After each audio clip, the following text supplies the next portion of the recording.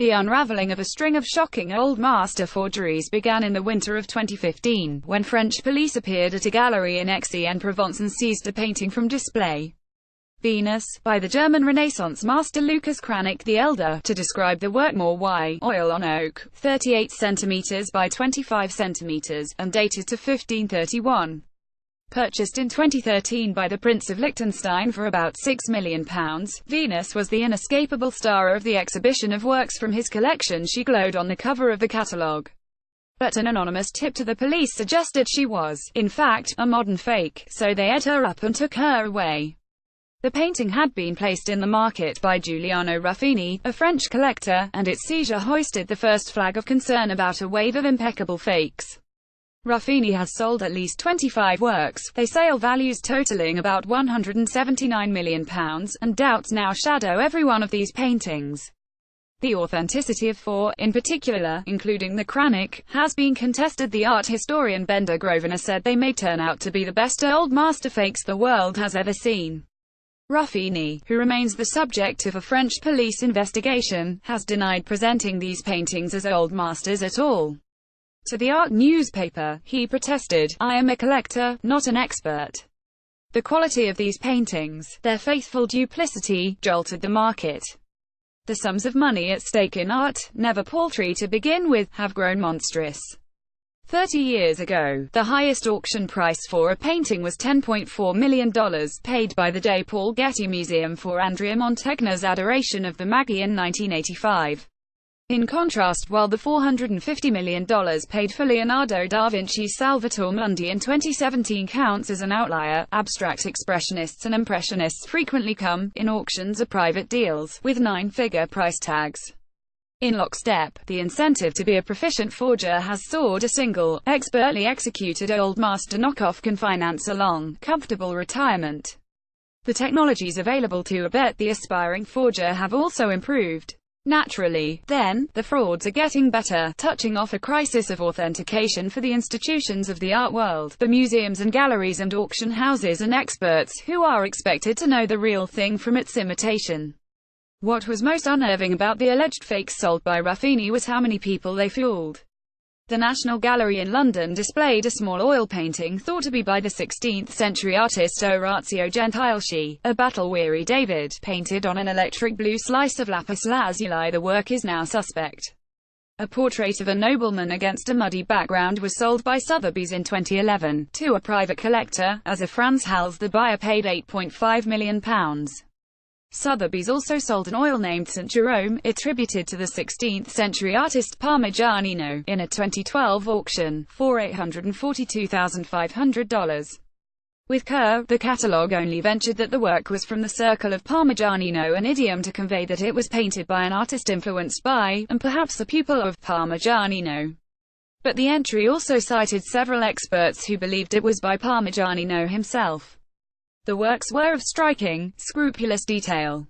On Jerome's arm, for example, dozens of faint horizontal S have appeared every so often, a clean, vertical split intersects them. In French canvases from the 18th century, S in paint tend to develop like spider webs in Flemish panels, like tree bark. In Italian paintings of the Renaissance, the patterns resemble rows of untidy brickwork. On the St. Jerome, the S match perfectly. Professor David Exerkien, one of the few art historians who doubted that the painting was a Parmigianino, said he just didn't feel the prickle of recognition that scholars claim as their gift, the intimacy with an artist that they liken to our ability to spot a friend in a crowd. But I have to be frank, I didn't look at it and say, oh, that's a forgery. When Sotheby's sells an artwork, it offers a 5-year guarantee of refund if the object proves to be a counterfeit, a modern forgery intended to deceive, as its terms specify. In 2016, after uncertainty led over the Hals and the Parmigianino, the auction house sent them to Orion Analytical, a conservation science lab in Williamstown, Massachusetts. Orion was run and staffed almost solely by James Martin, who has loaned his forensic skills to the FBI for many art forgery investigations. Within days, Martin had an answer for Sotheby's. Both the Hals and the Parmigianino were fakes. The Hals contained synthetic pigments that the artist, in the 17th century, could not have used. In St. Jerome, similarly, Martin found phthalocyanine green, a pigment first synthesized 4 centuries after Parmigianino. It showed up consistently across 21 paint samples from various parts of the painting, a bit like taking the pulse of a corpse 21 times, Martin told the New York Times last year. Sotheby's refunded both buyers, and filed suits against the sellers, demanding they return their proceeds from the sales. In December 2016, in a signal of how attributions have spooked the market, Sotheby's took the unprecedented step of buying Orion Analytical, becoming the first auctioneer to have an in-house conservation and analysis unit. The company had seen enough disputes over attribution to mar its bottom line, its CEO, Tad Smith, said. If you looked at earnings reports from a year or two ago, you'd see little blips here and there. These were expenses coming from settlements, not a slew. The number was small and statistically insignificant, but they're expensive. The cost of insurance that covers such settlements was also rising. With Martin in the building, the pictures and other objects moving through Sotheby's now have a much higher chance of being checked, Smith said. Last year, Martin analyzed more than $100 million worth of artworks before they went under the hammer or into private sales. Sotheby's employs him, in part, as a conservator, so he ministers to the health of the paintings and sculptures that pass through. But over the past 2 decades, Martin has also become the art world's foremost forensic art detective. He has worked so many forgery cases with such success that he also serves Sotheby's as a line of fortification against the swells of duff art lapping into the market. The first major painting sold by Sotheby's was also a Hal's, a real one, Man in Black, a half-length portrait of a hatted gent. Until 1913, Sotheby's had dealt in books for a century or thereabouts. Art made up only a one-side business. In that year, though, a Sotheby's partner found a Hal's consigned to the firm, and rather than forwarding it to Christie's, as was often the practice, decided to auction it. After a spirited contest of bids, Man in Black sold for £9,000, a 26% rate of return per annum since Christie's had last auctioned the work, in 1885, for around £5.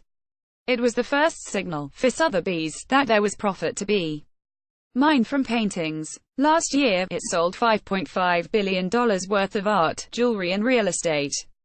The Franz Hals painting, Portrait of a Gentleman, supplied to Sotheby's by Mark Weiss. It sold for a reported £8.5 million, $10.8 million, but was later declared fake. Photograph, Sotheby's. For Sotheby's, the question of authenticity is not merely, or even primarily, academic. There is more at stake than a satisfying answer to the fundamental conundrum of whether authenticity matters at all, a debate that has been fought and refought in the history of Western art. If a fake is so expert that even after the most thorough and trustworthy examination its authenticity is still open to doubt, the critic Aileen Saarinen once wondered, is it or is it not as satisfactory a work of art as if it were unequivocally genuine? Typically, this debate comes to rest at the same place every time. Of course, authenticity matters. To study a false Rembrandt as a true one would be to hobble our understanding of Rembrandt as an artist, and of the evolution of art. Now, however, the question's philosophical whimsy has been replaced by financial urgency. At a time when the art market is synonymous with art itself, a lack of regard for attribution would derail a trade that traffics in the scarcity of authentic Rembrandts. Leaving straight forgeries aside, any discussion about the authenticity of an artwork opens suddenly, like a trapdoor, into the murk of semantics. On the sliding scale of attribution that art historians use, painted by hand of studio of circle of style of copy of, each step takes the artist further from the painting. These variations, often subtle, are compounded by the unease about overpainting. Salvator Mundi had been worked over so many times and so heavily, critics argued, that it was less by Da Vinci than by his restorers. Deliberate fakes, misattributions and poor restorations all encroach into the realm of the authentic. In 2 decades at the Met in New York, Thomas Hoving, the museum's director until 1977, must have examined at least 50,000 objects. He wrote in his book False Impressions, "I almost believe that there are as many bogus works as genuine ones. Like criminals of every stripe, modern forgers have kept easy pace with the techniques that attempt to trap them. The mismatch between the purported age of a painting and the true age of its ingredients is the workhorse of Martin's technique. So forgers have grown more rigorous in their harvesting of materials, taking the trouble, for instance, to source wooden panels from furniture they know is datable to the year of the fake they're creating. The trick isn't wholly new. Terenzio da Urbino, a 17th-century conman, scrabbled around for filthy old canvases and frames, cleaned them up, and turned them into Raphaels. Forgers also test their own fakes to ensure they'll pass. Wolfgang Beltracchi, a German artist who served 3 years in prison for forging paintings worth $45 million, surveyed the chemical elements in his works by running them under X-ray fluorescence guns, the same handheld devices, resembling Star Trek phasers, that many art fairs now train upon their exhibits. Georgina Adam, who wrote Dark Side of the Boom, a book about the art market successes, told me that many forgers are sensibly choosing to falsify 20th-century painters, who use paints and canvases that can still be obtained, and whose abstractions are easier to imitate. The technical skill needed to forge a Leonardo is colossal, but with someone like Modigliani, it isn't, she said. Now, scholars will say it's easy to distinguish, but the fact is that it's just not that easy at all. In January, in a celebrated Modigliani exhibition in Genoa, 20 out of 21 paintings were revealed to be counterfeits. As the tide of money in the market has risen, making decisions about authenticity has turned into a fraught venture. Collectors, realizing how much they stand to lose, are now happy to take scholars and connoisseurs, traditionally the final authorities on the authenticity of a work, to court for their mistakes. Realizing that their reputations, as well as their bank balances, may wilt under the heat, these experts have begun to subtract themselves from the game entirely. The estates of several 20th-century artists had once taken on the duty of resolving doubts over attribution, setting up authentication committees, consisting of experts at the artist's former colleagues or friends, people expected to know the work best. In 2007, a collector named Joe Simon Whelan sued the Andy Warhol Estate's Authentication Committee, claiming it had twice rejected a Warhol silkscreen he owned because it wanted to maintain scarcity in the Warhol market. 4 years later, after spending $7 million in legal fees, the estate dissolved the committee. The authentication boards of other modern artists, Jean-Michel Basquiat, Keith Haring, Roy Lichtenstein, Alexander Calder, have followed. Individual connoisseurs, as the art world calls its experts, want always challenge popular identifications, wrote the critic Jerry Saltz in a scorching essay on the vertiginous price of Salvator Mundi. They are reluctant to rock the already splintering institutional boat. As in the wider world, where people sit by for fear of losing position, it's no wonder that many old master experts are keeping quiet, not saying much of anything.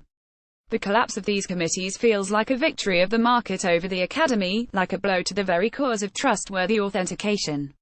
In New York, a small band of lawyers is lobbying for legislation that will protect scholars from being sued merely for expressing their opinion. In this void of opinion, Martin's abilities, premise not on the mysterious instincts of connoisseurship, but on the verifiable results of the scientific process, have an even higher valence. Martin, a tall man with lumber-beam shoulders, has a voice that never surpasses a murmur. He is a consummate nerd. Find someone who looks at you the way Martin looks at his Fourier transform infrared microscope.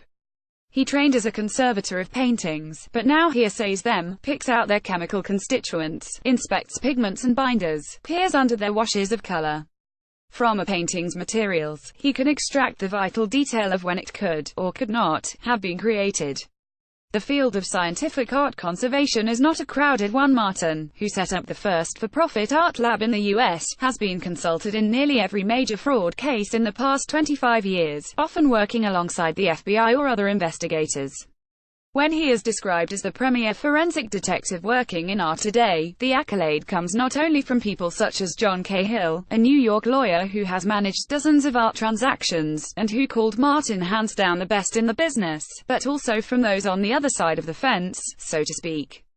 Beltracchi, the German forger, told me that, after his arrest, he had seen an assortment of technical studies collected by the police and the prosecution. He remembered Martin's well. His reports contained the most accurate results. His reports were factually neutral and without unrealistic guesses. By folding Martin into its staff, Sotheby's has given itself a muscular chance to stamp out problems of attribution before they flare into spectacular, expensive affairs. But it's hard not to feel, at the same time, that it has cornered a precious resource, at a moment when the art world needs him most. Martin spent much of last year setting up a new lab in what used to be a photo studio on the 5th floor of the Sotheby's headquarters in Manhattan. Soon, he will also have a London facility, in the building where the Beatles once recorded A Taste of Honey for the BBC. The New York lab, one large room, is as white and aseptic as a dentist's clinic. Many of the cabinets are still empty, and the desk surfaces often bear nothing apart from one red pack of Martin's Dentine Fire gum. Outside the lab, above the lead-lined double doors, is a warning light. If it's on, so too is the giant X-ray fluorescence machine, and no one is allowed in. One Friday in mid-February, the room held only 2 items of art. A carved wooden chair sat on a counter. On a stand was a painting that, for reasons of confidentiality, may be described here only as a late 19th century American work. When a painting checks into the lab, it is first submitted to a visual examination in bright, white light, then the lamp is moved to one side, so that the light rakes over the surface at an angle, showing up restored or altered areas. The canvas in Martin's lab was at the next stage. It had been photographed under ultraviolet and infrared, and then under X-rays to discover some of the painting's chemical elements. On a computer, one of Martin's 2 colleagues cycled through the images. Under infrared, the painting's browns and yellows and greens turned into shades of grey, but no spectral underdrawings peered back out. Not that underdrawings would have suggested anything about authenticity one way or another, they'd merely have been a further nugget of information to consider. Mapped for lead by the X-ray fluorescence unit, the painting looked faded and streaked with dark cross. The streaks betrayed where restorers had perhaps applied touch-ups with modern, lead-free paint. Mapped for calcium, the painting showed yellow-green splashes where conservators had made repairs with a calcium carbonate filler. Not every object needs to move beyond these non-invasive phases. At Orion, Martin was once able to unmask a fake Modigliani after seeing, under infrared, a faint grid, which had been drawn by a forger who wanted to guide his work. If Martin has to disturb the painting, he will place it under a stereo microscope and, squinting through the 2 eyepieces, pick out a grain of paint with a scalpel. He demonstrated with a sample of phthalocyanine blue, a synthetic pigment he picked out of a box that held paint cakes of different colors. Working with the same steady, cautious manner in which he speaks, he teased out a particle smaller than the width of a human hair, flattened it gently, then nudged it onto a slim, small rectangle of metal, where it was held in place between 2 tiny diamonds.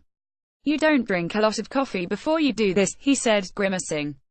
Cracks in the surface of a 16th-century painting are seen through Martin's microscope.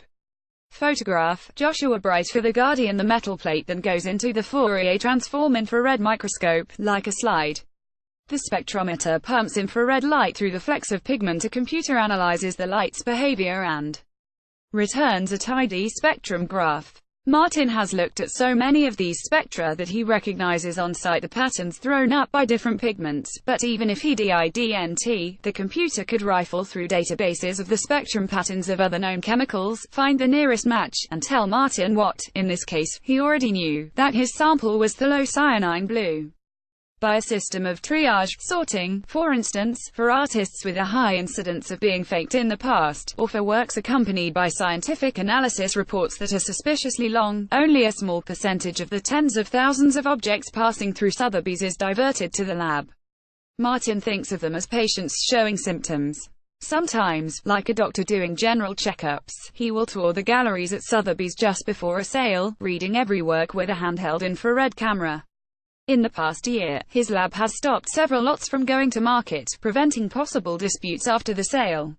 In one case, a painting valued at $7 million was removed from sale after the lab found that it had been completely and irretrievably overpainted by a restorer. An appraiser would have said it's worthless, Martin said. So it wasn't sold. The arduous process of Martin's work divorces art from its aesthetic. It reduces compositions of great prestige or high beauty to their very particles. It frees Martin up to think of art as pure matter. In this way, he comes closer to the artist than anyone has before, often becoming only the second person to think as intensely about the materiality of the object, about the chemical nature of its pigments or the physical properties of its canvas. The art he analyzes derives its worth from unique, flashing inspiration. His own talent, if anything, has more in common with a forger. It lies in his capacity to be unflashy but diligent, to perform a step time after time without a slackening of attention, to never leave a molecule unturned, to never conclude more about a work than what it tells him about itself. When Martin turned 13, his father gifted him a microscope, a chemistry kit, and art lessons, a splendid piece of foreshadowing. He used them all, but he was particularly attracted to art. The family lived in Baltimore, and whenever they visited Washington, D.C., Martin spent his time at the National Museum of Natural History, drawing the dioramas, while the others wandered the Capitol. His father worked in Army intelligence. As a child, I'm not sure I understood what he did. I do remember being in airports and trying to guess who was a spy, Martin said. He devoured detective stories and loves them still, particularly Patricia Cornwell's novels about Kay Scarpetta, the forensic pathologist. We both examine patients that cannot speak their past, he said. In a universe a twist away from ours, Martin might have become a forger himself. Late in his teens, he joined an art school where students were taught how to grind their own pigments and stretch their own canvases. For practice, he set up an easel in the Baltimore Museum of Art and copied the works he liked. He grew so accomplished that once, as he was leaving with his copy of William Merritt Chase's Broken Jug, the museum director spotted him and asked if he was returning the painting to storage. I was very good technically, Martin said, but like most art forgers, I didn't have my own creative way of doing things. He thought he'd become an illustrator of medical textbooks, but then heard about a conservation program at the Winterthur Museum in Delaware. The portfolio he submitted included his copy of the Chase, as well as of other painters, all at such a high level of craft, said Richard Welbers, who taught him at Winterthur, that we were blown away. He was such a good copyist, in fact, that he was almost rejected. Later, I heard that the committee worried that if they trained me to be a conservator and taught me all the science, it'd be a natural forger. After Winterthur, Martin was hired by the Clark Art Institute, a museum in Williamstown, Massachusetts, to conserve paintings. A couple of years later, he set up the museum's first conservation lab, filled with equipment that he bought or begged from chemistry departments in nearby universities. At the time, in 1990, the apparatus of analysis, the microscopes, the spectroscopes, the infrared cameras, was bulky, expensive and difficult to operate. Few museums had their own labs, Martin said. The Guggenheim, the Brooklyn Museum, MoMA, Museum of Modern Art, the museums in San Francisco, none of them had the facilities.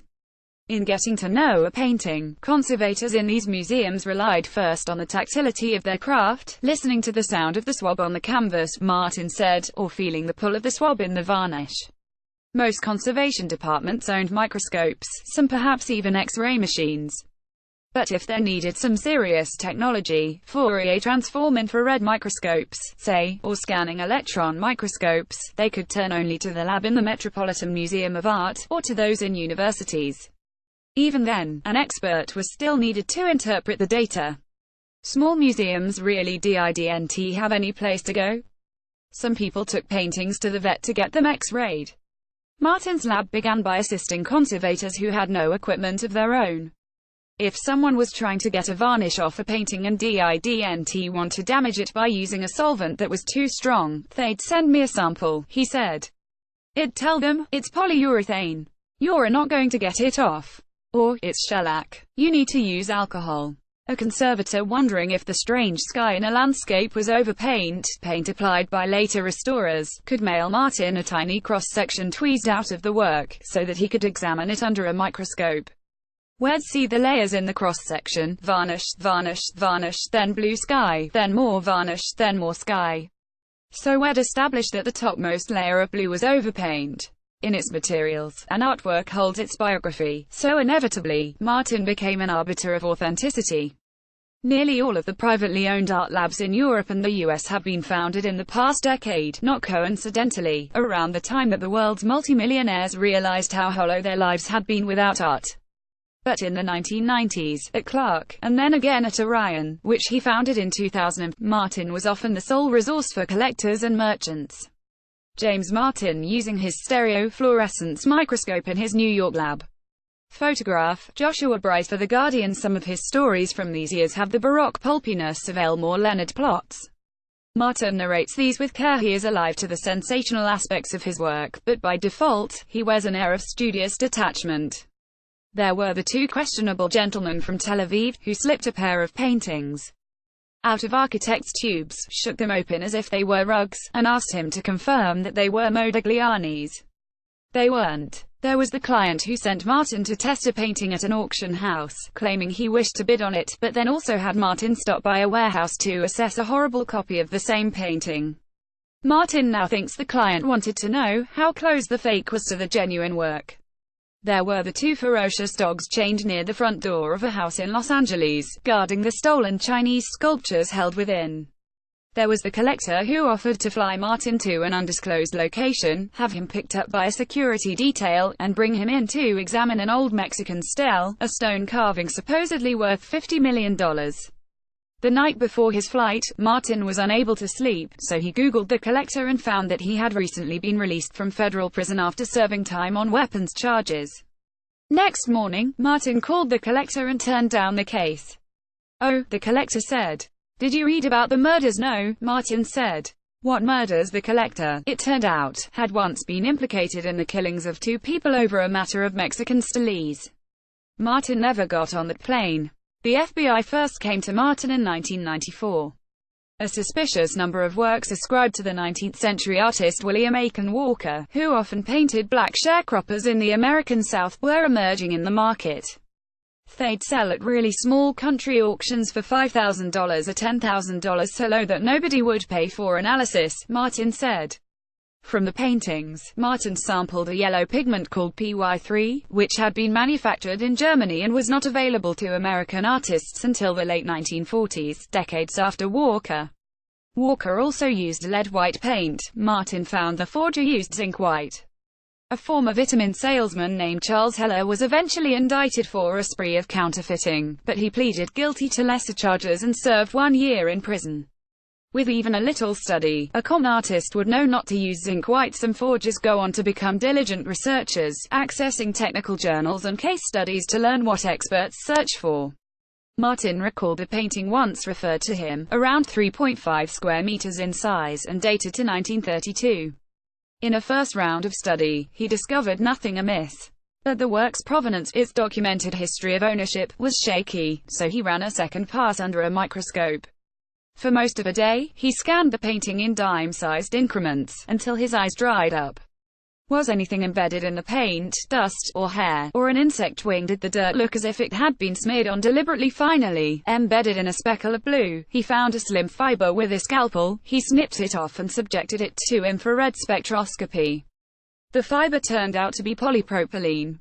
Perhaps someone had worn a polar fleece while painting the forgery for a while. Martin cited this example in a 2-day course he taught.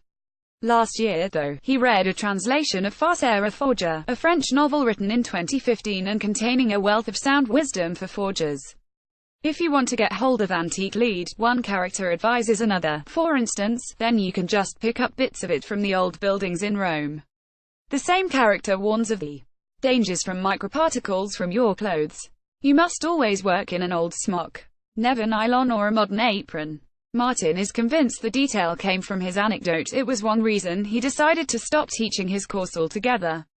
As a crime, art forgery can seem trifling, less a sinister outrage than a half-complete Robin Hood jape that merely robs the rich. After Beltrici's arrest in 2010, the Frankfurter Allgemeine called art forgery the most moral way to embezzle €16 million. Der Spiegel noted that, unlike crooked bankers, Beltracchi hadn't swindled the common man. But the crime can have real victims, and Martin has met so many of them that he has developed a gentle bedside manner to break bad news. He has seen people who use the money set aside for their children's education to buy a painting, only to find it to be fake. So we aren't just talking rich people. In some situations, it's a person's whole life. The inflation of the art market, and its attendant litigiousness, imposes fierce pressures upon anyone called to judge the authenticity of an artwork. Martin's harshest experience of this came during the bitter legal battle over the fate of the Knoedler Gallery. The Knoedler, once New York's oldest gallery, closed in 2011, days after Martin issued a report concluding that a Jackson Pollock it had sold for $17 million was fake. The bogus Pollock was only the inauguration of a. Over 15 years, Knoedler had sourced and sold 40 paintings ascribed to a range of leading modern artists, Willem de Kooning, Mark Rothko, Richard Diebenkorn and Robert Motherwell, among others, earning roughly $80 million in the process. When the ambiguity of the work's provenance raised needles of suspicion, 10 buyers sued Knoedler and its director, Anne Friedman. All but one of these lawsuits have been settled out of court.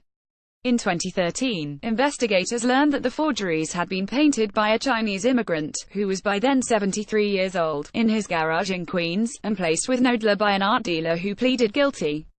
Knoedler's executives claimed they had no knowledge of the fraud, and argued that scholars had verified the works before sale. In at least 4 of the lawsuits, which carried on for years, the plaintiffs hired Martin to test the paintings they had purchased. He found them all to be forgeries.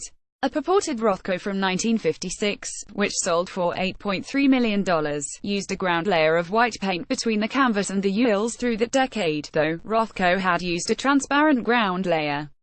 In an apparent Pollock, the artist seemed to have misspelled his own signature as Pollock. Further, in 16 Knoedler paintings he analyzed, Martin found the same ground layer of white paint and other anachronistic pigments repeating themselves across the works of several artists, as if Motherwell, de Kooning and Rothko had all traveled forward in time, met in a bar, and swapped tubes of paint. A fake Mark Rothko painting is shown to the court during a trial in New York in 2016. Photograph app. Eventually, Martin was proved right when the FBI raided the Queens garage. It even found the tubs of white that had coated the canvas in the fake Rothko. But, until then, the trials were a torrid experience. Knoedler recruited experts to attack Martin in court. They went after him with a vengeance, saying he'd soiled the evidence, accidentally or on purpose, said the lawyer John Cahill, who represented some of Martin's clients. Knoedler's attorneys served 6 subpoenas on Martin, to extract more than 8,000 documents and emails related to the case. Instead of being an expert witness, he was forced to defend himself, the care and soundness of his methods, his very character, in court. When Martin talks about the Knoedler trials, even the memory of the ordeal draws a look of horror on his face. He's a real Boy Scout, and his integrity means a lot to him, so he suffered, Cahill said. It was an attempted impeachment of Martin's whole career. His entire power relies on being objective, on not being part of the party, said Narayan Kandekar, who runs Harvard's Strauss Center for Conservation and Technical Studies. He comes under a lot of pressure, because people have a lot of money at stake on the outcome of his analyses. But he's been very, very brave to stand up and stay stolidly on track with what he does. Martin had always loved science for its ability to guide him in pursuit of truth, and he felt a deep distress when his objective facts were countered with dirty tricks and personal vilification. In 2016, after his clients settled with Knoedler, Martin found it difficult to return to work.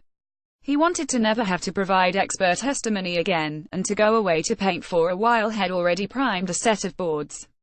It was surreal, what happened to me, he said. No scientist should have to go through this.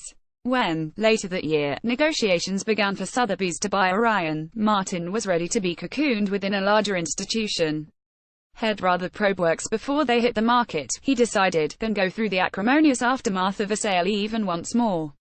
Above his desk in Sotheby's, Martin keeps pinned a pair of sketches of himself from his time in the Knoedler courtroom, as if to remind himself of what he has greatly left behind. In conversation, Martin uses many homespun metaphors, but his favorite is that of the three-legged stool. Deciding the authorship of artworks, he says, relies on connoisseurship, technical analysis and provenance. He values the opinions of connoisseurs, considers them complementary to his own skills. His tests can definitively reveal if a painting is not by Da Vinci or Modigliani, but they are unable to affirm authorship, except in rare cases. Science has a habit, though, of showing up the sagacity of scholars.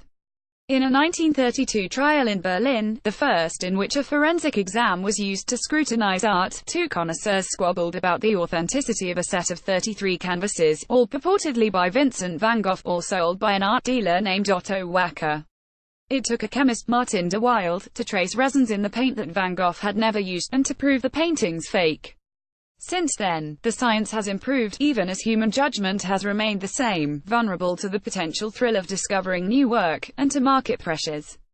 During the Knoedler trial, Cahill remembered, one expert admitted that he couldn't tell one Rothko canvas from another, or indeed whether a Rothko had been hung upside down or right side up. In any case, however fond he is of the three-legged stool, Martin may have to think soon of a different item of furniture. The humanities are in decline everywhere in England. The last art history A-level was cut in 2016. The populace of connoisseurs is thinning out. In British art now, for a major artist like George Stubbs, there's no recognised figure that we can all go to and say, is this by George Stubbs, and not because various specialists have recently, and there's no one to replace them, Bender Grosvenor, the art historian, said. Meanwhile, researchers at Rutgers University have developed an AI system that, in tests, detected forged paintings with 100% accuracy by scanning and comparing individual brushstrokes. One leg is growing longer, another growing shorter, the stool becoming decidedly imbalanced. And so, if the art market wants to beat back the threats posed by sophisticated forgeries, if it wants to preserve its financial vigor, rooted as it is so absolutely in the notion of authenticity, it will have to turn more and more to the resources of science. As a thought experiment, it is possible to envision the immaculate forgery, the one that defeats scientist and connoisseur alike. Our villain is a talented copyist, well practiced in the style and the themes of his chosen artist. He is also a resourceful procurer of materials, able to rustle up every kind of age-appropriate canvas and frame, pigment and binder. He fits his forgery neatly into a chain of provenance, giving it the title of a now-lost work, or providing false documents to claim that it had been part of a well-known private collection. In theory, if each of these steps is perfectly performed, there should be no way to expose the painting as fake. It will be a work of art in every way save one. But the world of today, the world in which the forgery is being created, is likely to fix itself in some form within the painting, as radioactive dust, perhaps, or as cat hair, or a stray polypropylene fiber. When that happens, only the scientists can hope to nab it. Follow The Long Read on Twitter @GoodNongred, or sign up to The Long Read weekly email here.